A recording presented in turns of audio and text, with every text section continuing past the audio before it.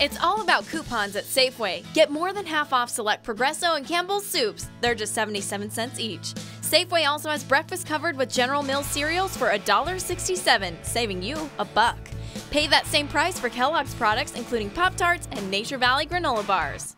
Since we're talking about breakfast, head on over to Bash's for their deal on Post cereals, $1.88. Plus, they also have all their Oscar Mayer products on sale at 40% off.